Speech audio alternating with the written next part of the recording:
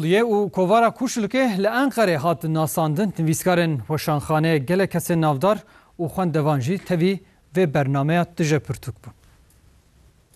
Hasıl oldu. Dedik ki biz bir iftar yayını hazırlıyoruz. Bu sefer çok büyük bir şey. Li Enqerê programa danasîna pirtûkên weşanxaneya Tulûyê û kovara Kuşlukê çêbû. Weşanxaneya Tulûyê ji îlona parbivir ve ji bo zarokan nêzî pêncî pirtûk weşandin.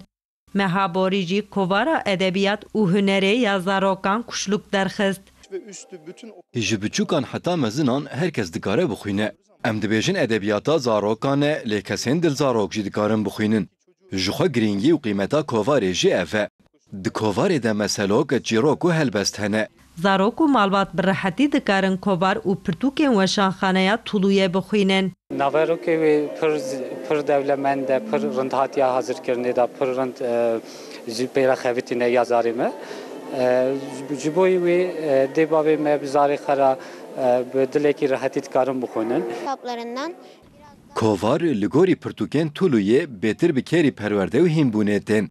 Lewra ji bo edebiyata me bi pêş bikeve kovareke girîng e. Nivîskar, kesên navdar û xwendekarên weşanxaneyê tevlî programê bûn.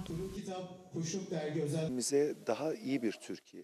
Ji bo pêşeroja zarokên me û ji bo nifşên me yên nû em dixwazin tiştên baş bikin û bibin model.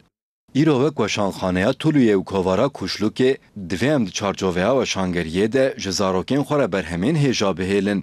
Rêveberiya weşanxaneyê dêhatiniya kovarê ya salekê bişîne Filîstînê. Çocukların yeni yolculuğu sloganıyla çocuklar için nitelikli edebiyat eserleri ortaya çıkarmaya devam.